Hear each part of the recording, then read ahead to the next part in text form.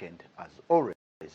Um, when we talk about African music, African drama, and African art, uh, I don't know, uh, some people straight away know what we are talking about because it's something that's connected with us on the continent. Without music, without drama, without this, some of our cultures wouldn't be the way they are.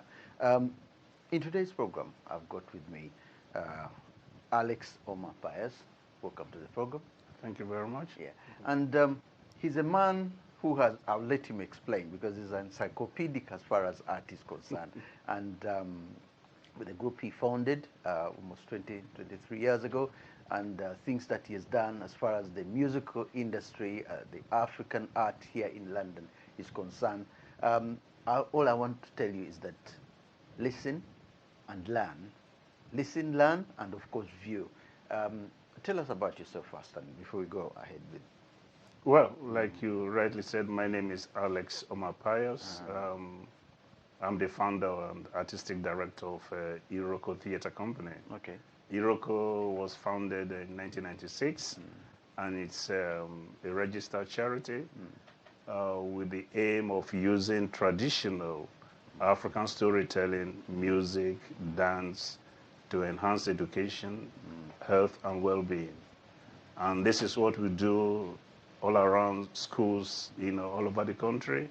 We work in hospitals, libraries, usually in settings where you will normally not find theater. We will be there in the parks and so on.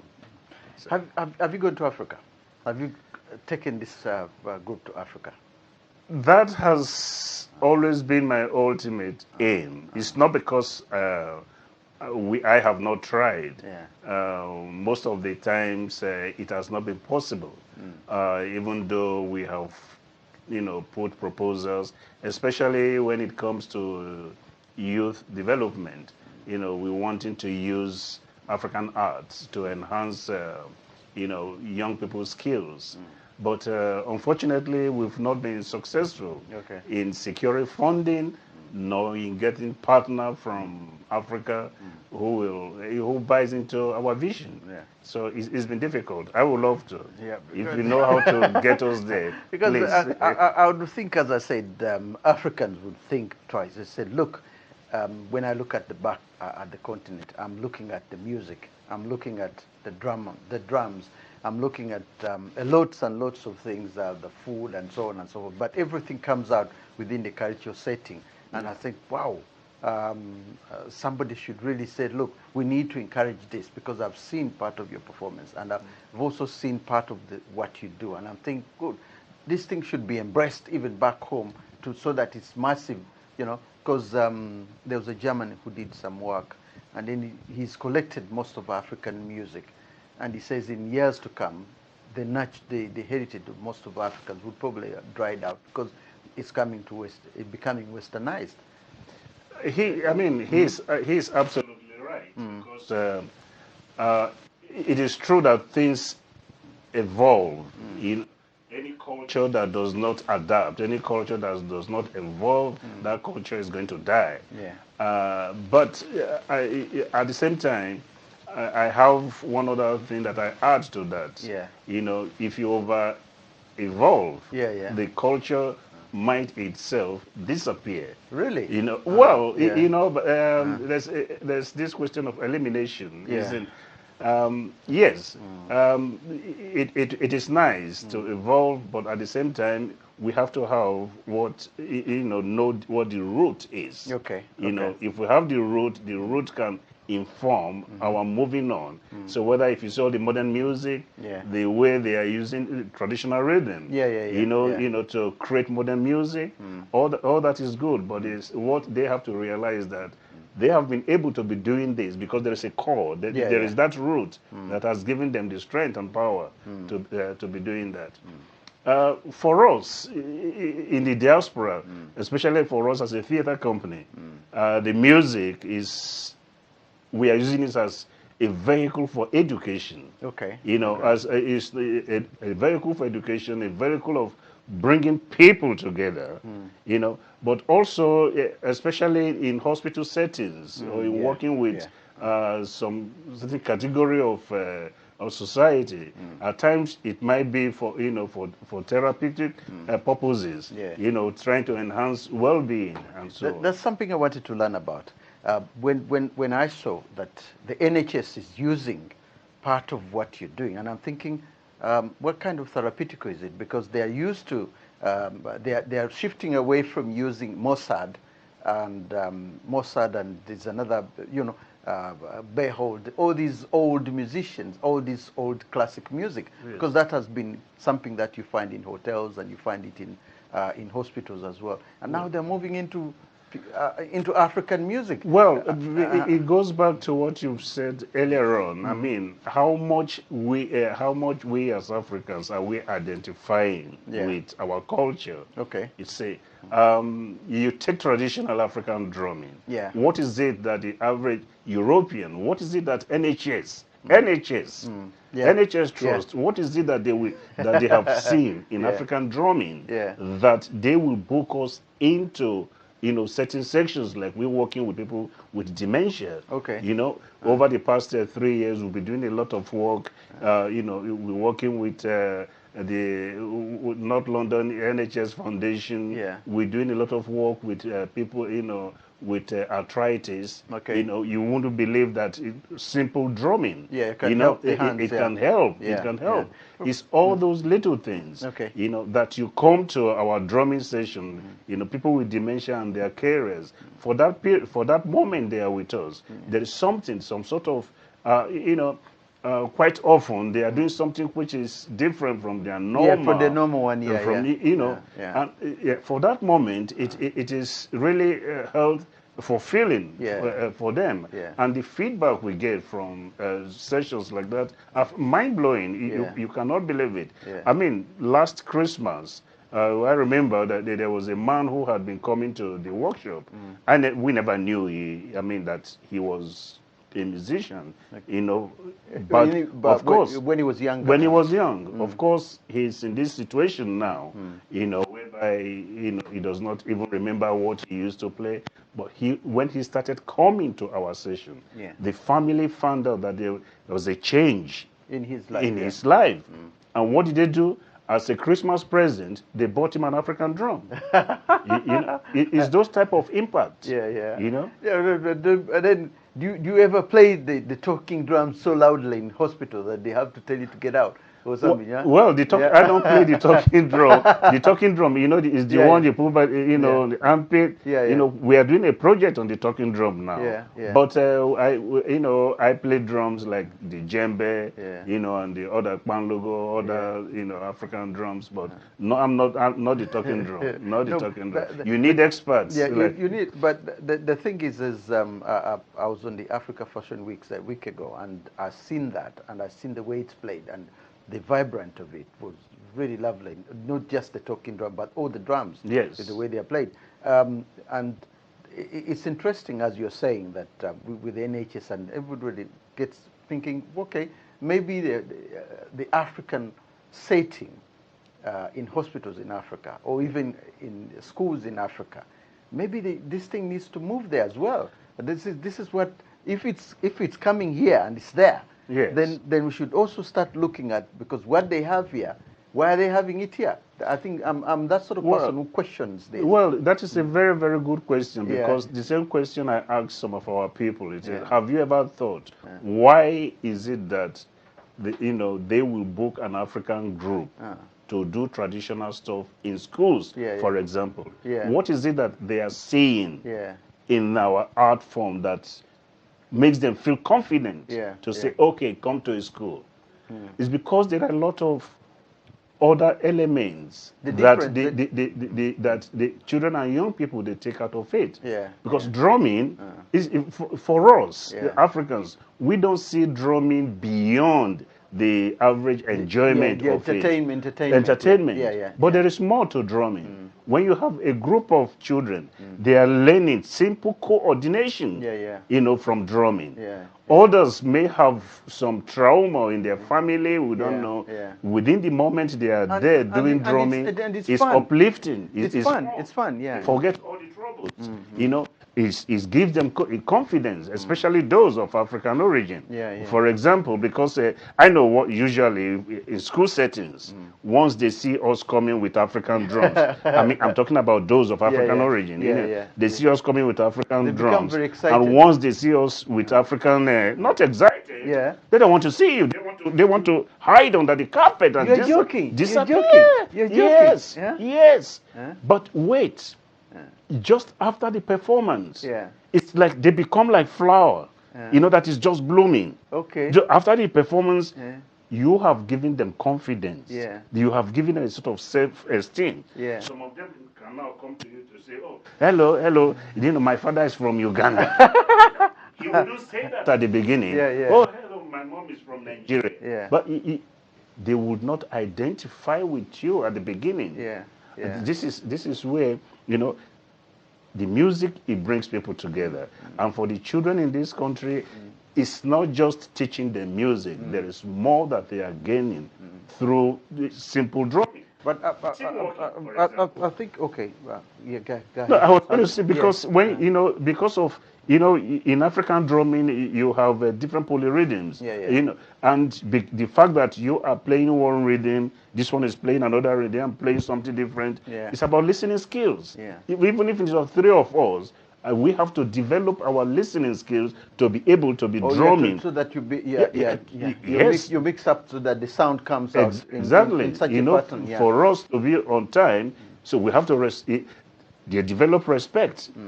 For me to respect my timing, I respect your time. All three of us, we are respecting each other's space. And we are working separately, but at the same time, we are producing one unique, something unique.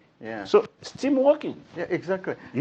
Would I be right if I say I think it's the parents? If I blame it on the parents and say, look, what makes the children, for example, if they don't know about Africa, or if they don't know, what makes them at the beginning fear even the mentioning of the word Africa?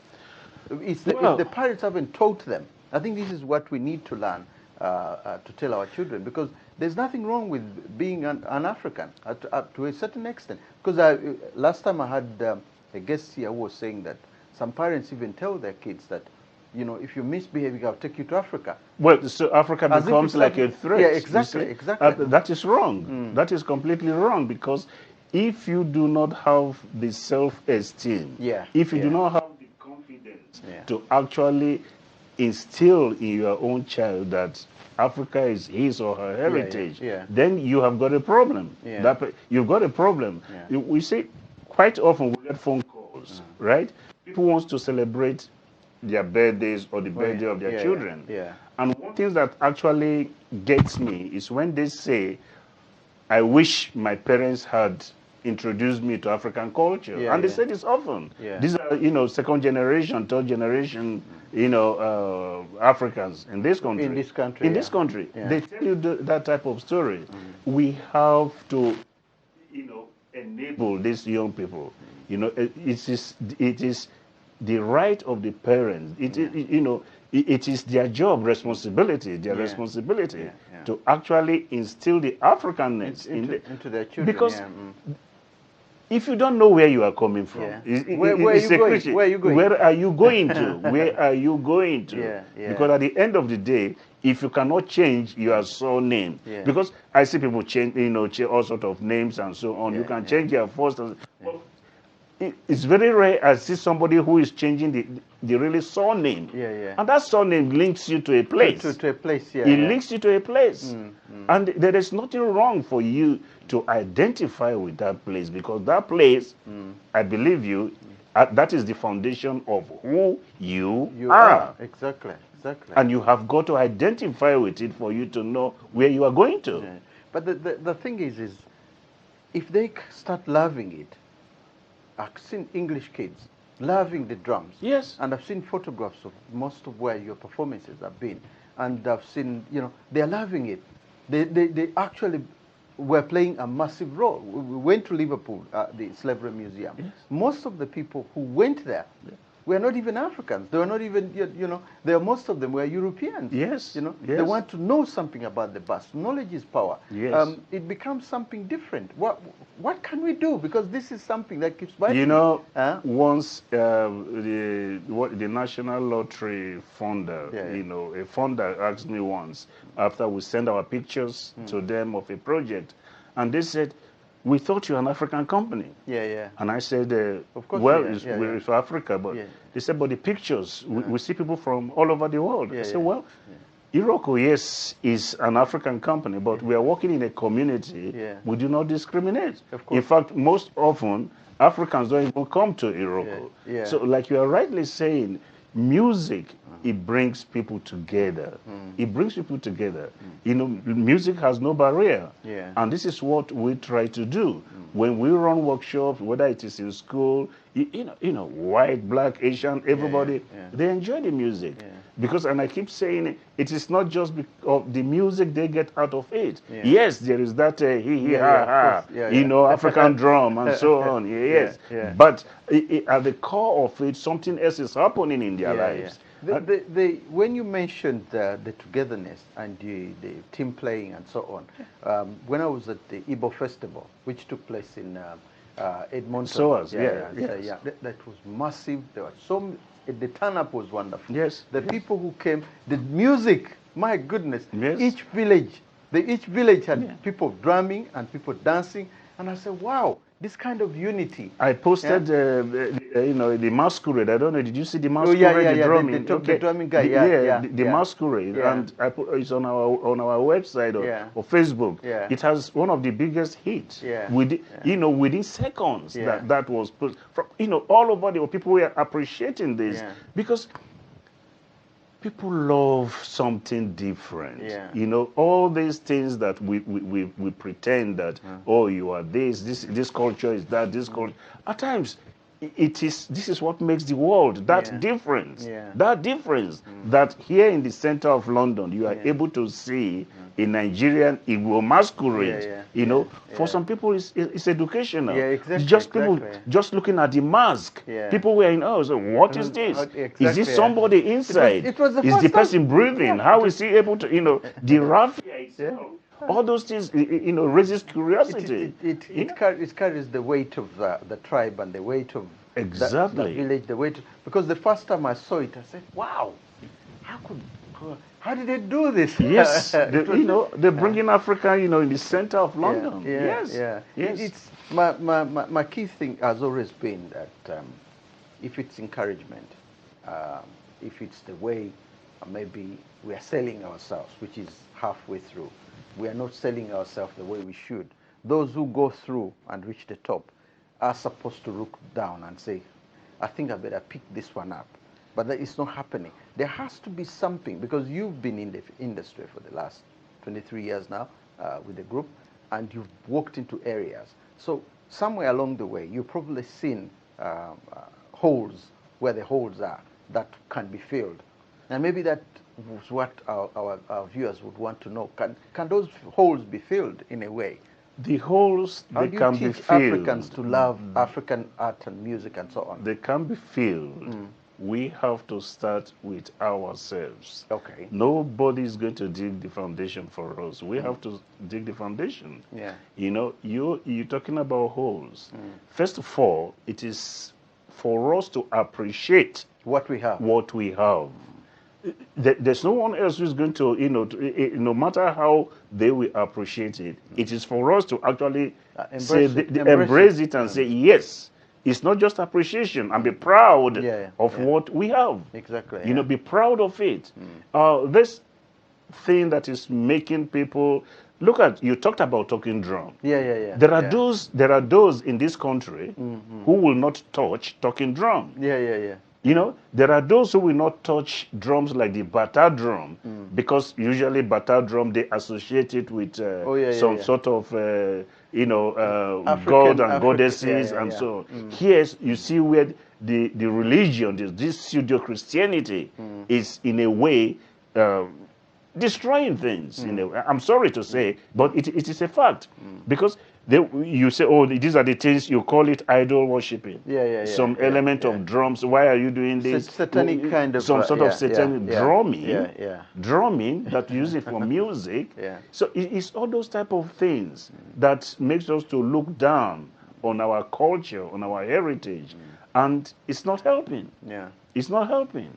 Governments, African governments, can they be approached to spearhead this?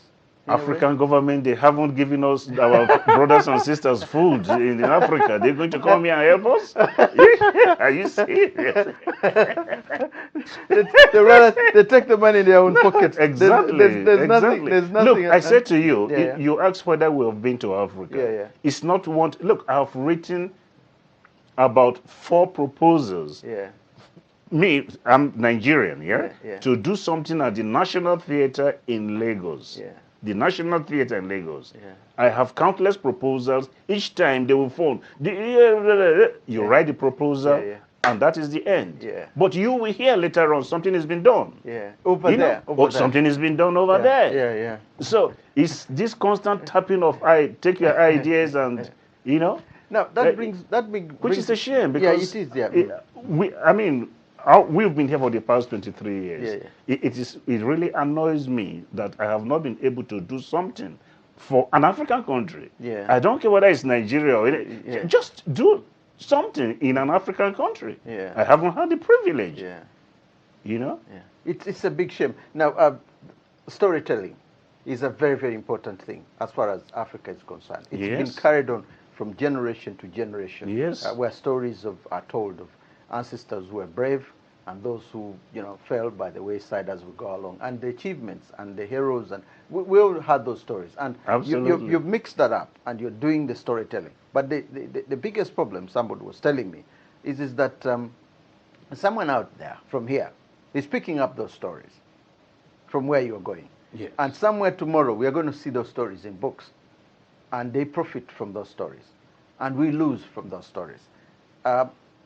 Is it worth it bringing them out, or we have to gamble? No matter what, they have to be told anyway. Now, the stories they've got... Because if you fear, again, nothing comes out. So they've got to be told. They've got to be told. We need a win-win situation, what we do is, say, 50% of the time, 50% of the time, we take traditional stories. Now, we take traditional stories, but we look at modern resonances in them. Otherwise, why should we be telling an African story in 2019 in England? Of what benefit? Exactly. So it has to resonate with with your audiences. Now, for that to happen, there has to be an element of adaptation. Of course. So you have to adapt the stories to suit the situation, the geographical situation, where, location where you are. This is what we do. So in that way, the stories have got to be told, but they've got to be told in a modern context. You're modernizing. It cannot be the way my father told me the story or my mother told me the story. And let me tell you, some of our stories are brutal. Some of our stories are really brutal. And in the sense that, everything is said as it is. Now, those type of stories, you cannot come now tell a 7-year-old or, some certain stories about the chopping up of... you know what I mean? I get your point. You get my point. So things have got to be, but the message, if you don't tell it like that, doesn't the message disappear from because most of our stories are such that if we are telling a hero who's going to war and suddenly marries, and a hero who's fought single-handedly, or a hero who has done, or an ending to a story is that there was a bad beginning or the middle, and then it ends very well. All these stories are existing in Africa, but if you try to get out where people have had problems because of the fear factor, then you change the narrative of the... No, it's not because of fear. For example, there's a story we do, which is a story about the 7-headed monster. When we do this story in schools, even if we did it this year, if we go there again the following month, the children still want that story. That story, you know, it's like they constantly request that story from us. So it's not, no, it's a way you want to pass the message on. You know, you want to pass the message on. And stories, what are they? Stories, for me, they are like mirror. You know, because when we look at the mirror, we're looking at ourselves. You know, so through stories, you know, there has to be a purpose why you are telling this story. You know, whether you want the children to learn, you want the life of these children to change through listening to stories. So you have to find a way to empower people through listening to your stories. So even though you adapt the story, even though you adapt all these elements, you have to know that there's a beginning. This is what you want to achieve. You know, and that end is the ultimate goal. Of course. You know, what is it that you want your audience to, you know, to learn from listening to the story? The fear factor. The fear factor of changing the narrative and changing the stories in a way. Because look, you don't change the story. You change how it is presented. Okay. What I'm looking at is that when you hear the story of Alice in Wonderland, yes, being taken from another place, somebody brought it from somewhere, and it's suddenly it becomes an English story. There are several English stories which were not actually English stories. They were taken out somewhere. In fact, several stories have appeared from Kenya, which are now appearing here within the English vocabulary, and they're as if they were actually English stories when they were African stories. Now, that's why I was saying, look, the fear factor of the fact that there will be English stories in the next 20 years and not African stories is again something that we either need to pass more education on so that they remain our stories. You get my point? I get your point. Because I get your point. Shakespeare has always been English, and it will always be English. It will always be English. But we've got to be careful because you see, folk tales. Folk tales, they resonate in different cultures. You know, different cultures. I mentioned the story of Fanta and the Seven-Headed Monster. I remember telling that story once. An Asian lady came to me and said, "We have this story, but the characters are different." I went to the Bulgarian Cultural Center this year. They told a story, and I went to the storyteller and I said, "This story you are telling, this is the story of Fanta and the Seven-Headed Monster, you know, that I know of, that we tell." So that is Asian, that is Bulgaria. That now the same story retold different ways, different versions, different characters. You know, so it's the beauty of culture, it's beauty of continents and nations, that the story that a Nigerian can tell you, if I go to Uganda, you might find similar story, but not exactly the same character. If I go to, you know, South America, you know, that same story will be there. It will be there in the culture, you know, in a different form. So, in relation to Africa, we've got to tell our stories without fear, because we want our children. I went home, back home, they don't listen to stories like we used to do, stories under the moonlight. Not anymore. Not anymore. Not anymore. So these stories have got to be told, they've got to be written down with the hope that someday there will be governments who will see the day, what you call the daylight, and think and actually decide that there is need for these stories to be passed down. You know. Now, Africa being a male-dominated society, and some of the stories that are reappearing, of course, women are dormant and are not dominant in most of these. At one time, I think one of the schools was saying, look, could we have something that show women characters that they are dominant in a way? Do you go for, say, for example, we are going to change that and have women doing the drums or women doing this? Or do we remain with the characters that, okay, women could only play this instrument or women could only dance? And do you change to modernize, to please, in other words? Because I've seen this. Somebody was telling me, say, oh, we want more women, some women on the drums, and we want, you know, but we have it in a different way as Africans, yeah. I don't. Sadly, I don't subscribe to that school of thought. You know why? People do not. If you know the role, the African woman plays in African society, you would be saying like that. You would be saying that they are dominated.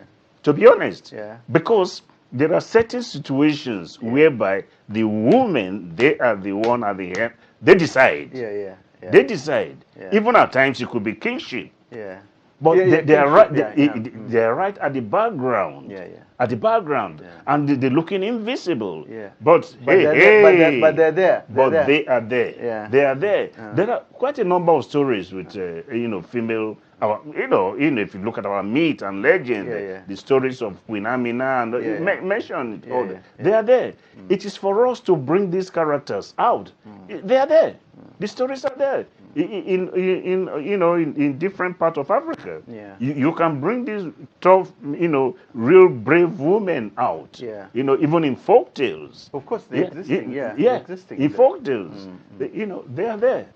They're there. It's a question of I think political correctness, if I may say, because it has several times it's said, okay, we've seen the story, we've seen the movie, we've seen this, we've seen that, but if we could change for the sake of the children, and we hear this, and then you hear and say, hang on a minute, we are not changing for the sake of, because the reality of what we already have.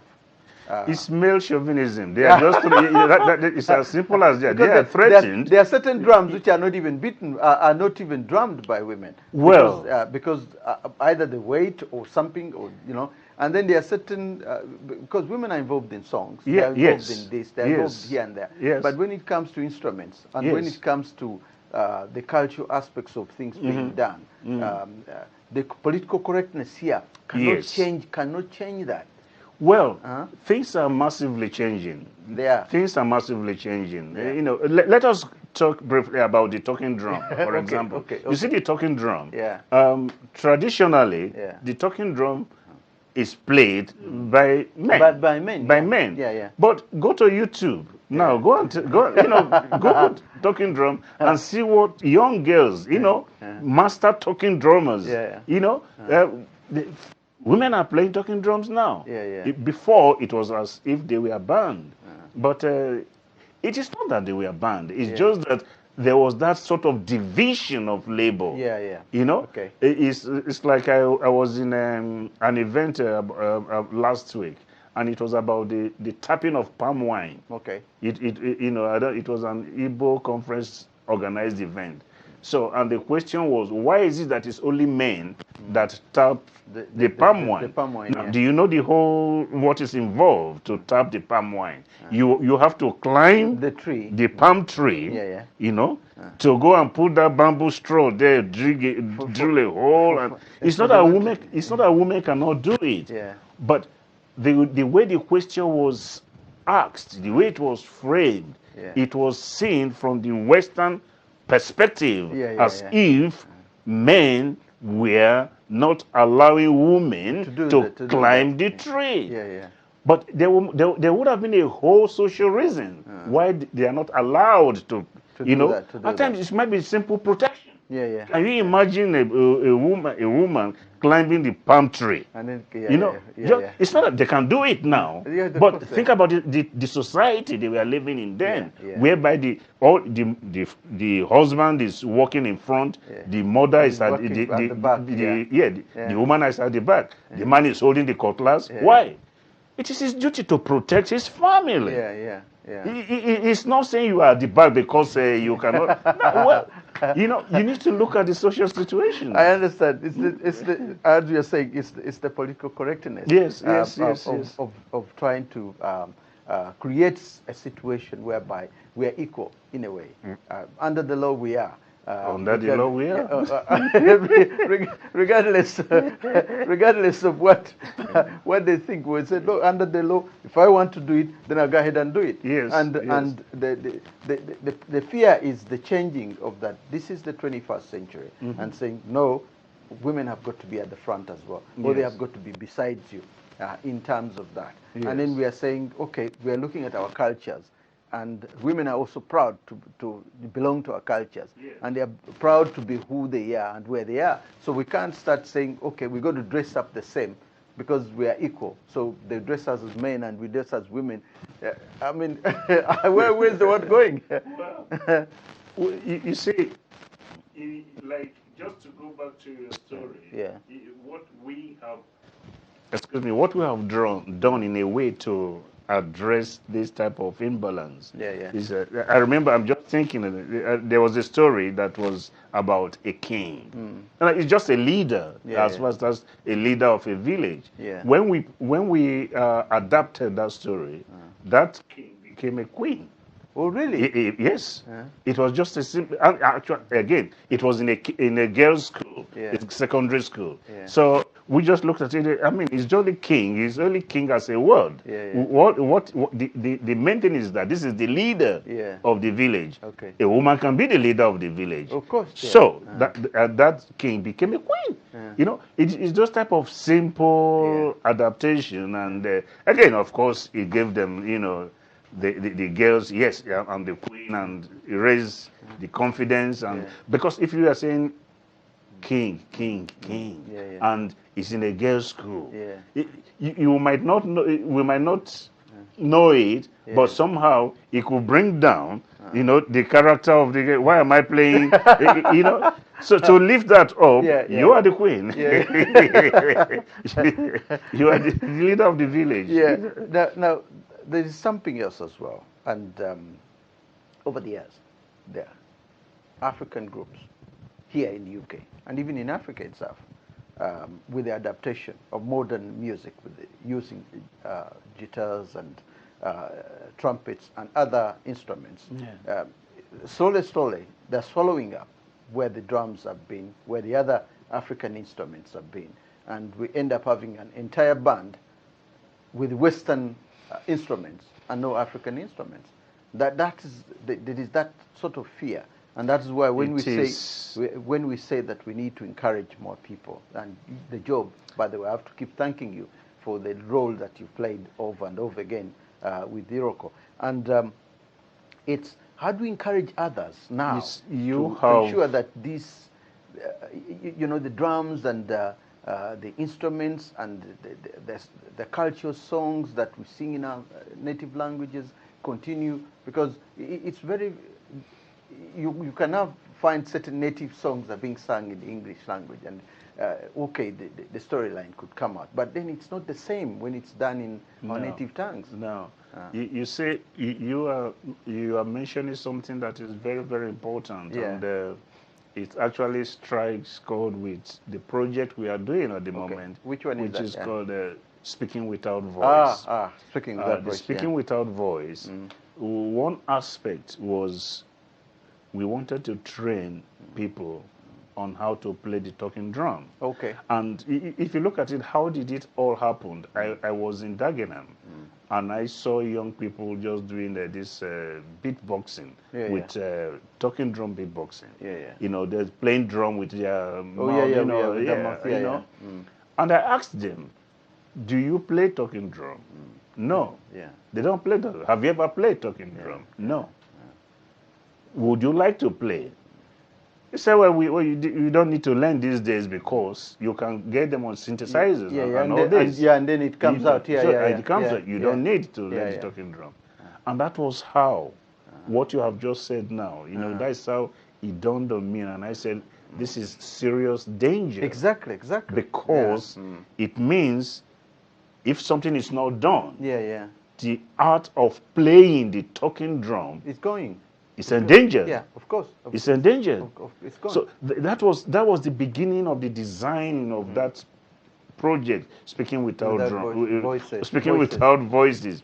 You know, and that is how the teaching, you know, of talking drum was, you know, embedded in the whole project, and that's why we will be running series of workshops teaching people on how to play the talking drum. You know. electronics is taking over. Of course. Because we are not learning the old skill. You know, look at the tom piano of, you know, from Uganda. From the Uganda one, for example. How many young people here are playing it? How many young people? Back home, people are not even learning instruments anymore. They're not learning traditional instruments. I tell you, a German guy I met years ago at University of Cologne, when I was in Germany, had collected African music. He went across Africa and was recording instruments. There you go. People playing drums, people playing these, people playing whatever they are playing. He recorded all that. Now, he took it to Germany.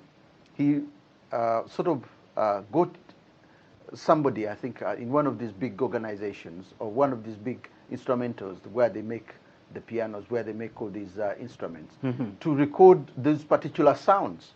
As I was telling you, to record these particular sounds. Now, if they need the talking drums, as you're saying, they already have the instruments. He's got it. He's already got it there. So, they just change it. Someone can do a song with African music without musicians.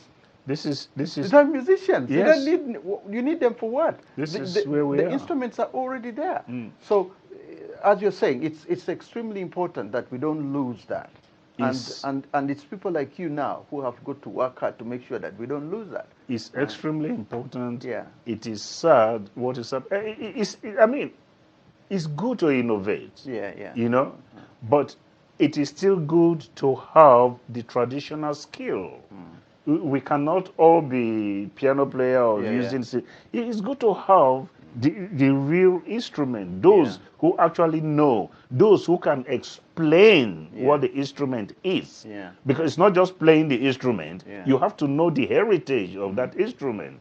You know, talking drum, there are different type of talking drums, for example.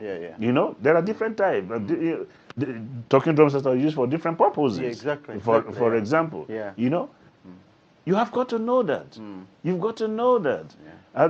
If you look at how they have taken talking drum to, you know, to a place like Brazil, for example, Cuba, what they have done, West Indies, especially with the bata instrument itself, and they're sort of devaluing the purposes of it, in a sense that when they play it in the West Indies and they play it again in Africa, the drumming is different. But at the same time, the way it's used is also different. Well, that is the cause of, you know, diaspora, migration.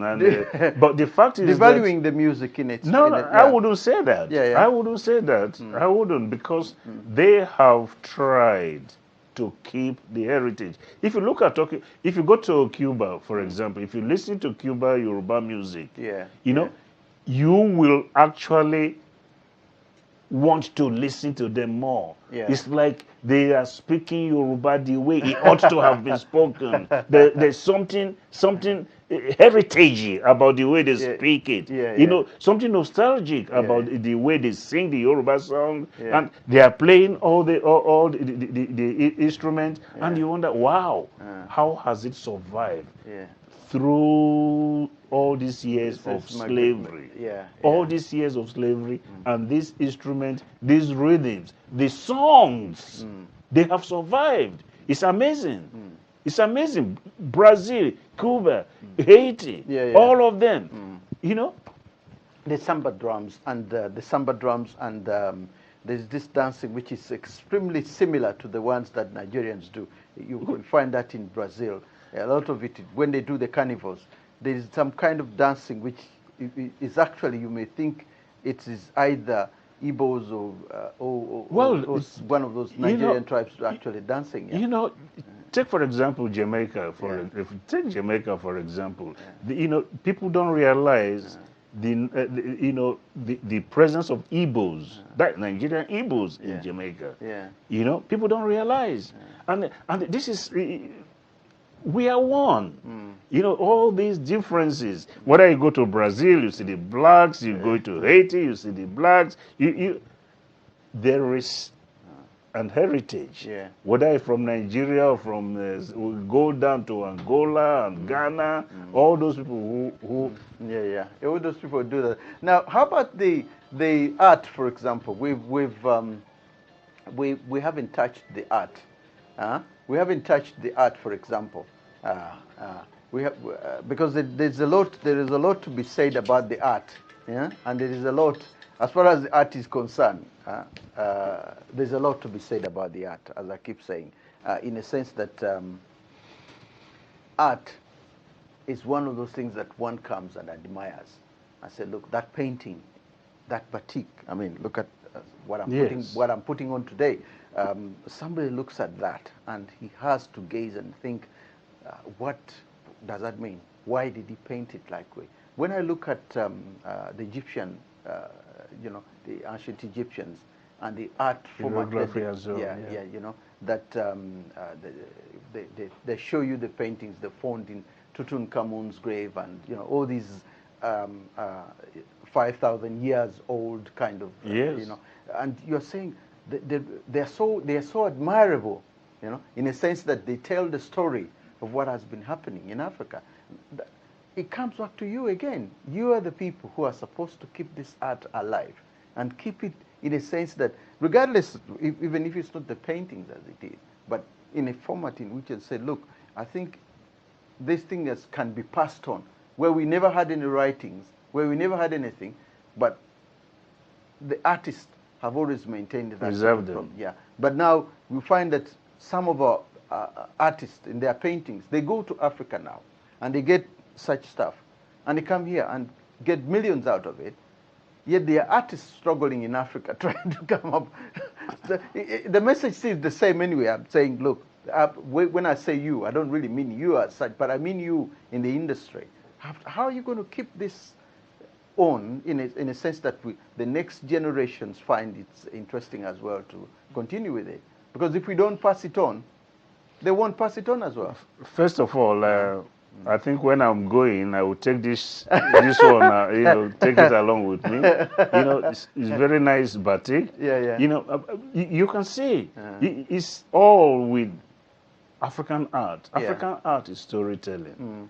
Whether it is drumming, whether it's the same storytelling we are saying, whether it is dance. Look at that, what you are wearing. Look, it's full of story. We can sit children down here and tell them from each picture of what is on this material. But the point is this. We are not paying attention to things like this. We don't see them as important. We don't see them as a source of knowledge. We have a costume which the design is Ghanaian. But the fact is that I have not seen anybody in this country who will tell me exactly what that design is. Do you know why? No. Because if you go to Liverpool Street, the name they give that material, the cloth, they call it opener. That is the corkscrew you use to open the wine. That is what they call that material. This beautiful material with that beautiful design. But if you look closely, the design in that material, you will find it in the British Museum. Because it's the Ashanti staff of office. It's like a snake. A snake that is spiraling and that is going to swallow the tortoise. And it comes from a proverb that the snake cannot swallow the tortoise, which is a symbol of strength. So in the Ashanti king, as much as we know, is what they hold when they hold in front of him. Right? And that is what everybody calls opener, because we cannot see deeper what that symbolism, what it really means. And we have that in most of our materials. Most of our materials that we don't understand them anymore. We don't understand what they are, and we trivialize them. Whereas these materials, they carry meaning, they carry our heritage, they tell stories. Yeah, they do. They do. Could we look at it in terms of saying, look, maybe poverty is blinding us, that we're poor, we don't have enough money? Or is it just that we are not really fighting enough to hold on to our what is really valuable, what is really the most valuable things that we have? Yeah? The point is that those who are making those materials, they are actually the poor.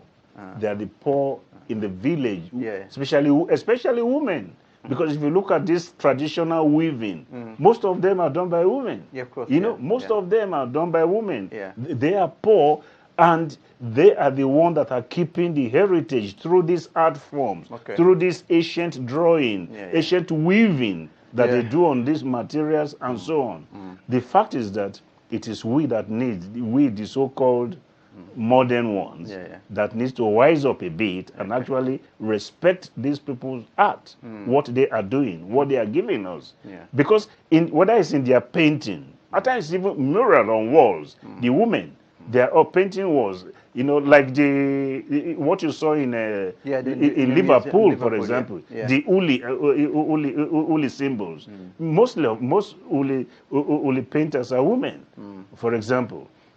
They use it, they weave tablecloth, they weave all sorts of things, but do we know what all those things the symbols, what do they stand for, that we see in the material and print that we wear? Okay. We are coming towards the end of the program now, and I need to find out, with what we've talked about, how do you see the future then of the African art as whole? When you look at, okay, the music can survive, but can the art survive? Can the dramas and the storytellings, without having sort of Western influence, or even being diluted with the current kind of political correctness around us? Because the political correctness is moving to Africa, and it's there. It's there already. Some other countries, and somewhere along the way, we have a belief, or rather, I should say me, that somewhere where it's being diluted in a way. What do you think? What do you think should be done to make sure that we keep that, we maintain that sort of standard that our ancestors left behind?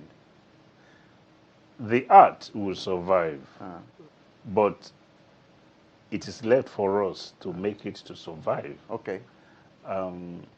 We are living in a very strange time, strange development, because Iroko was founded 23 years ago. Yeah. Since 23 years ago, a lot of things have changed. Of course, yeah. Okay. A lot of people have gone through Iroko. A lot of people have set up their own small ones, or small organizations. Yeah. So, for the African, artists in this country, we need to start thinking about partnership working. Okay, that's good. We need to start thinking about partnership working. This idea of us, going it alone, it makes it difficult for all of us, because the pot is too small. Yeah. The pot is too small. Yeah. We cannot all be dipping hand into that pot. The same pot. There is nothing there left. We need to find how to work as a partner, so that when we put our hand inside that pot, it's going to be a big hand. Yeah. Do you understand? Yeah. It's a big hand that enters the pot. And then it's not one little hand that is trying to search for something there. Yeah. That is the only advice I will give to all the artists. That is the only advice. It's quite a very good analytical way of saying things, and I think I'll carry that with me. Put a big hand. In other words, it's meant to be a togetherness, a kind of a spirit of saying, look, we have all got to be team players. Yes. Yeah. Work as a team if we are to succeed. If we work single-handedly, we can't make it. No, we cannot make it. Yeah. We cannot make it. We need to work as a team. Okay. Because you have talent, I have talent. Whatever it is that we can bring on the table to make something big, let us do it.